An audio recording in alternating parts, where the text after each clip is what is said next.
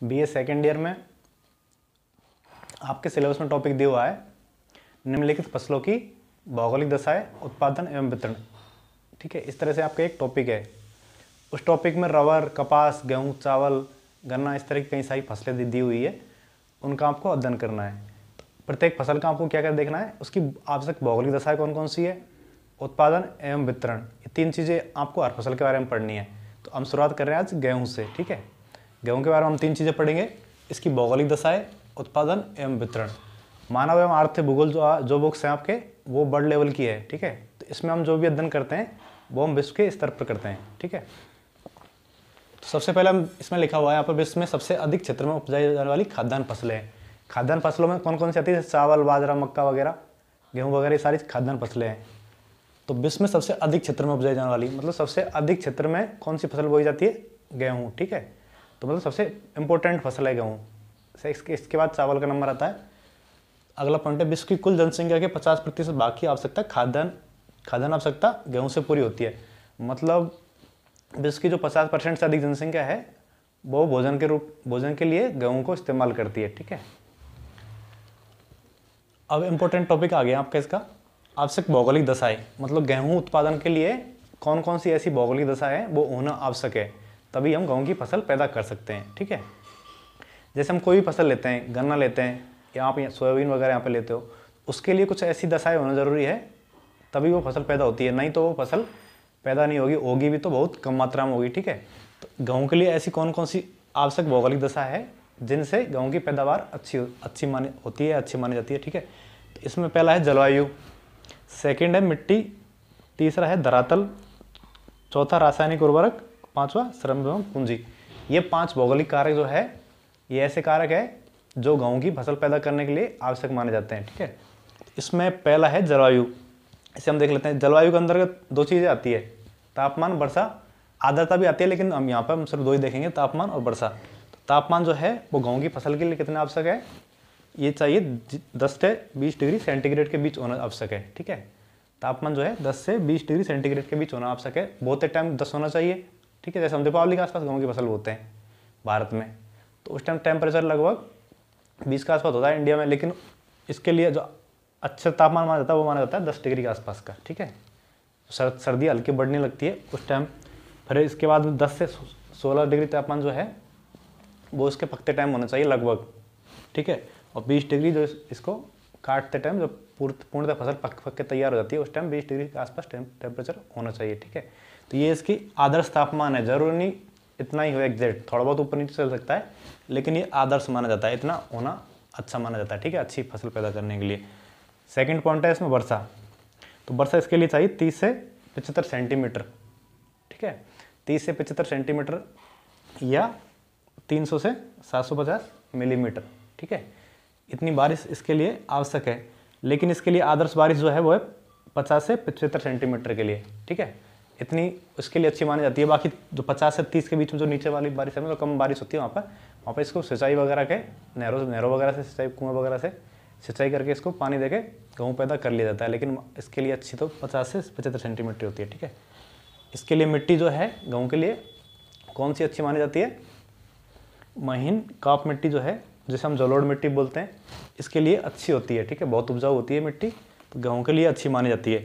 हल्की रेतीली मिट्टी, ये भी गेहूँ के लिए अच्छी मानी जाती है। तो ये दोनों मृदाएं जो है ये गेहूँ की फसल के लिए आवश्यक है। ठीक है, गेहूँ के लिए आवश्यक दशाएं जो है उसमें तीसरा नंबर पर आएगा आपके धरातल।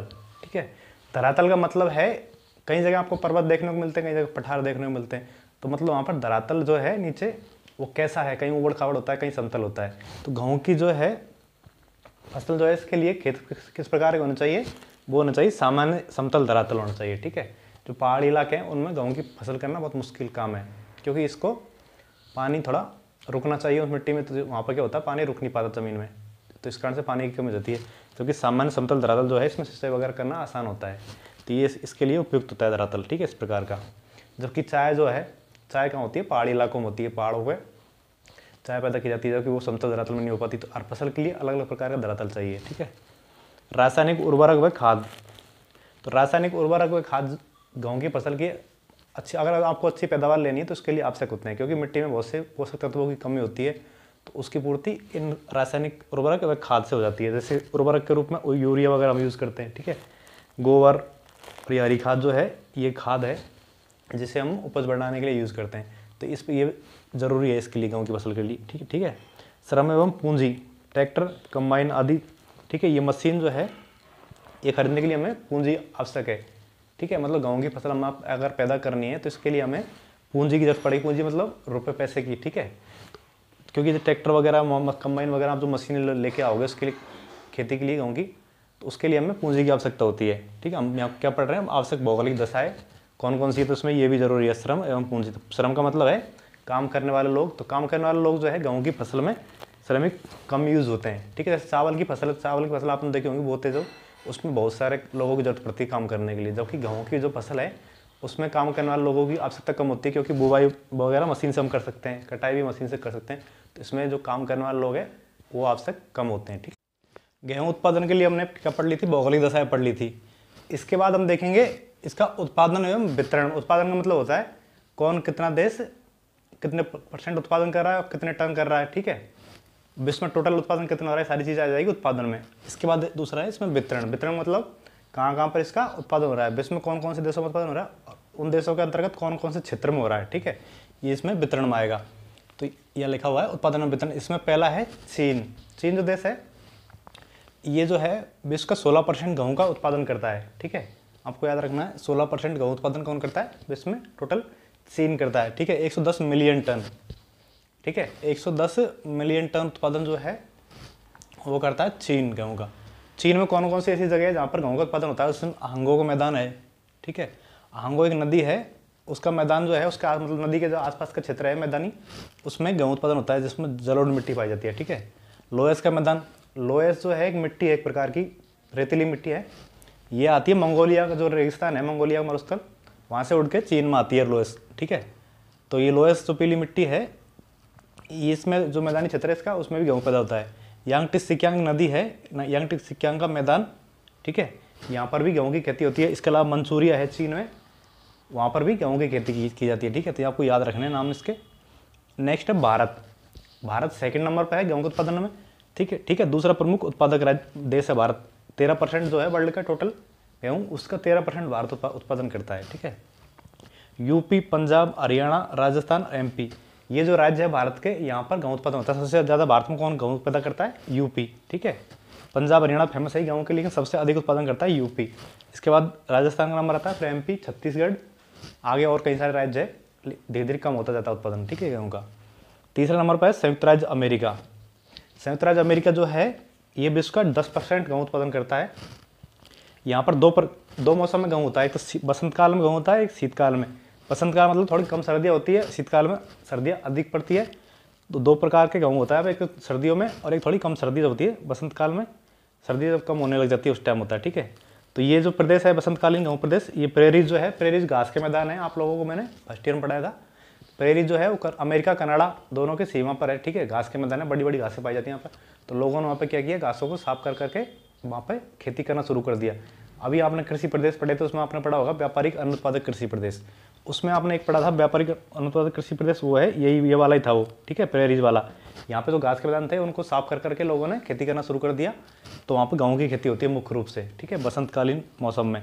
शीतकालीन मौसम में जो खेती होती है वो है पूर्वी भाग, जो अमेरिका का पूर्वी तटीय भाग है, उस इलाके में जो खेती होती है वो होती है शीतकाल में, ठीक है। अमेरिका के बाद रूस जो है, रूस ये भी गेहूँ उत्पादन के लिए फेमस है। यहाँ पे जो स्टेपी क्षेत्र है, स्टेपी भी प्रेरी की तरह घास का क्षेत्र है, लंबा चौड़ा, ठीक है। तो स्टेपी जो है यहाँ पर होती है, चरनोजम मिट्टी पाई जाती है यहाँ पर, चरनोजम काली मिट्टी, इस तरह की मिट्टी होती है। तो ये जो मिट्टी है इस क्षेत्र को स्टेपी घास मैदान बोलता है, क्योंकि यहाँ पर घासें पाई जाती है। तो यहाँ पर भी क्या घास को साफ करके व्यापारिक अनुत्पादक खेती की जाती है, ठीक है। तो उसमें भी मुख्य रूप से गेहूँ की खेती होती है, ठीक है, रूस में, इस वाले इलाके में, ठीक है। कनाडा है अगले नंबर पर। तो कनाडा में जो प्रेरी क्षेत्र है, जो प्रेरी क्षेत्र अमेरिका में था उससे सटा हुआ जो कनाडा का पार्ट है, कनाडा अमेरिका के ऊपर पड़ता है, मैप में आप देखना करते। तो उसमें प्रेरीज में बसंतकाल में खेती होती है यहाँ पर भी, ठीक है, गेहूँ की, कनाडा में। इसके बाद टर्की है। टर्की जो है ये एशिया और यूरोप के बीच पड़ता है, वैसे तो आता है एशिया में है, ठीक है। यहाँ पर 50% जो एरिया है टर्की का टोटल क्षेत्र जो है खेती लायक, उसके 50% क्षेत्र पर गेहूँ की खेती होती है। इसका मतलब टर्की में गेहूँ की खेती खूब होती है, ठीक है। अगले नंबर पर है फ्रांस, ऑस्ट्रेलिया, पाकिस्तान, अर्जेंटीना। ये अन्न उत्पादक देश है गेहूँ के, जहाँ पर गेहूँ पैदा किया जाता है, ठीक है। तो ये हो गए आपके 6 तो वो थे, 4 ये, टोटल 10 देश हो गए जो गेहूँ का उत्पादन करते हैं अधिक मात्रा में। बाकी तो थोड़ा बहुत तो हर देश में होता है, लेकिन जो प्रमुख देश हैं वो ये है। इनको आपको क्या करना है, सबको मैप में देखना है, ठीक है। बुक में देख सकते हो आप, या फिर आपके पास जो एटलस है उसमें आप देख सकते हो कौन सा देश कहाँ पर स्थित है, ठीक है। फिर आपको याद रखना उस देश में कौन सी जगह पर गेहूँ उत्पादन होता है। हर देश के अंदर कुछ इलाकों में गेहूँ पैदा होता है, उनको आपको देखना है मैप में, ठीक है। तो ये आपको याद हो जाएंगे। क्वेश्चन इसके ऊपर ऐसे आ सकता है, विश्व में गेहूँ उत्पादन की भौगोलिक दशाएं एवं उत्पादन एवं वितरण का वर्णन कीजिए, ठीक है। या फिर विश्व में गेहूँ के उत्पादन एवं वितरण का वर्णन कीजिए, ये इस तरह से क्वेश्चन बनेगा इसके ऊपर। तो आपको जो क्वेश्चन में पूछा गया है सिर्फ वही लिखना है, ठीक है। भौगोलिक दशा अगर पूछी गई तो भौगोलिक दशा लिखनी है। अगर सिर्फ उत्पादन एवं वितरण पूछा गया है तो आपको सिर्फ उत्पादन एवं वितरण दिखाना है, इसको विस्तार से दिखाना है आपको, ठीक है। ये आपको पास बुक में मिल जाएगा, बुक में भी आपको डिटेल से मिल जाएगा, मैंने इसको समझा दिया है, ठीक है।